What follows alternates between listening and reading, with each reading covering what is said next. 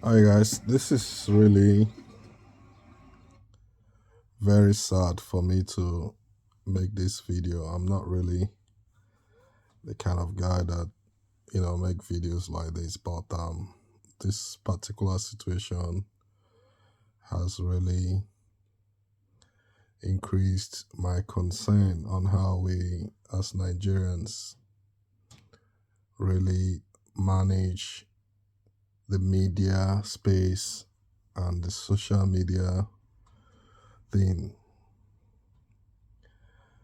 The death of this young man called Junior Pope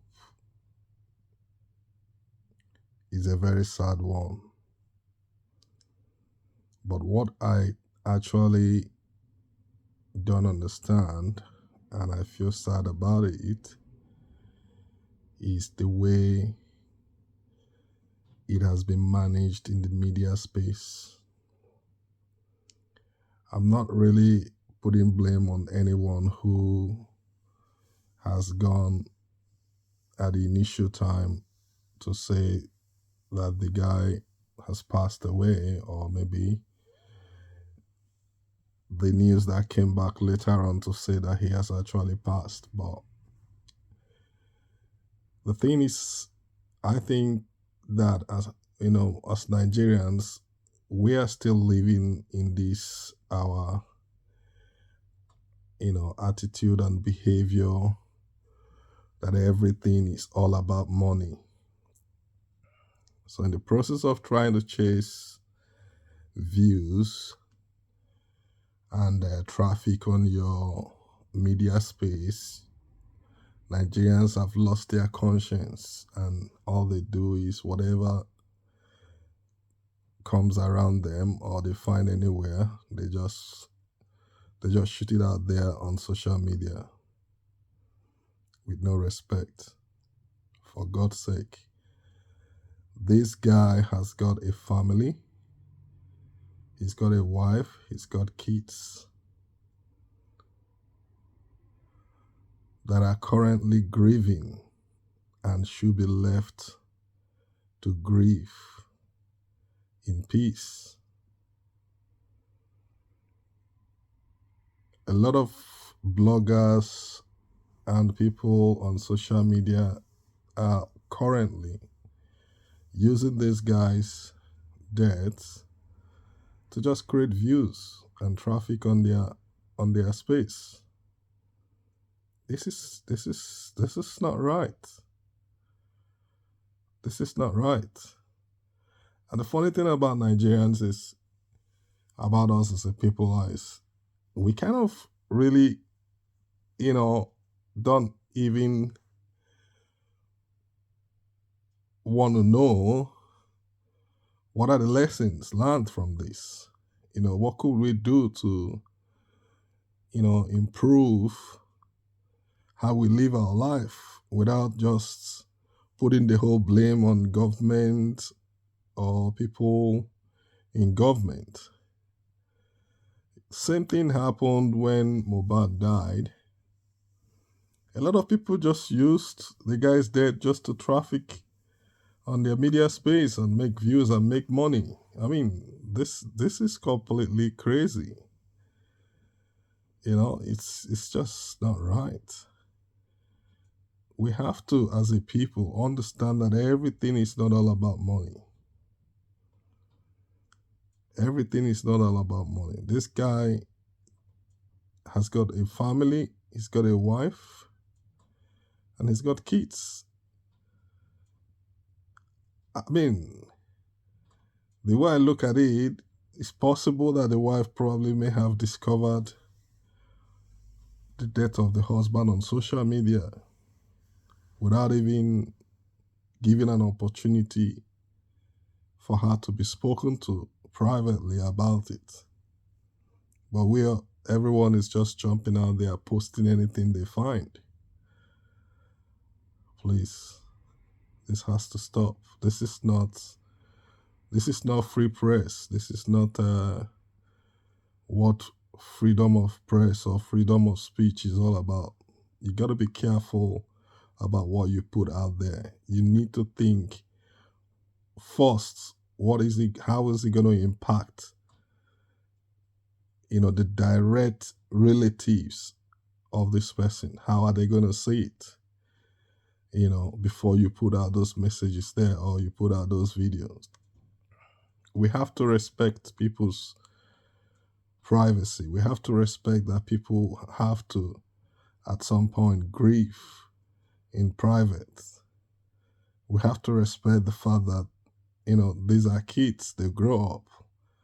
They don't want to, kids, the parents has to take their time to be able to, talk to the kids of what has happened without the kids just finding out or, maybe hearing it from other people from school or anything. This is completely wrong. So I think we've gotten to a point where we actually need to look at ourselves and say, what are we doing? What is going on? What is going on? And coming back to the incident itself, this is the same issue where we as Nigerians have not really sat down to ask ourselves what actually is our problem as a people and not the government. Yes, I agree that the government and the politicians, they have a bigger part to play. But what are we doing as a people to help ourselves? As a people, as an individual, when you know that something is not safe for you, no matter who is asking you to go ahead and do that thing, you have the right. You have the right to say no.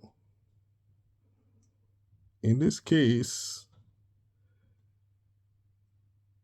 it would have been a situation where the young man would have said, no, I can't travel on the boat. Like, I can't go on the boat if I don't have a life jacket, or, if I don't know how to swim, but I mean, I'm not just here to blame him, but as Nigerians, we are going to carry this news and talk about it in a different way, but not forgetting that the lessons learned from this is what happens within us on daily basis. People do things that they know that actually is not safe for them. This is not government in this situation. This is you. This is you not looking after yourself. This is you. And this is the same thing that is going on with people just posting anything they want on social media. This is you. You are the one doing it. You know it is wrong. You know you shouldn't do it. Why are you doing it? So I really feel sorry for this young man, and I pray for his family, that God will just comfort them. It's a very hard time for them. Like, honestly, they shouldn't have happened. Like, nobody leaves his house to go to work with the intention of not coming back home. But this is what happens every day in Nigeria. Every day, people go to work, get involved in risky activities, whether it's, driving Okada or Keke or taxi or working in a factory. There's so many things that Nigerians do that are not safe. But again, as Nigerians, we are only busy looking at the bigger picture, what the government can do for us, instead of asking ourselves within our community, within our locality, what can we do to change things? What can we do to change things? From what I understand, I don't know if it's true, that this guy was breathing at some time. The question people should be asking, what happened? What happened? What actually happened with the rescue? What actually happened immediately he was found? Their boat was found to have collided with another boat. What happened? Who got the information? Who was informed? What was the first response? What did they do when they got him out of water? Did anyone do a CPR on him? Was there any first aid? When he was taken to the hospital, what actually did the doctors do to help revive him? These are the questions we should be asking, and we should hold people responsible for it. And if we think that we don't have what it takes to rescue people in a place like Asaba, then we should be asking questions to our councillors, our legislative persons. We should be asking governors questions.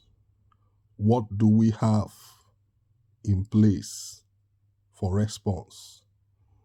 If this kind of incident happen, how do people get help in the shortest possible time? How do they get help? How do they get help? That's the question we should be asking. If we don't have those things, this is the area we need to push and make sure that we get those basic facilities we need to at least respond to an emergency in a situation like this. I believe that our governors, local governments, these things don't cost money. We have the money to fix our response.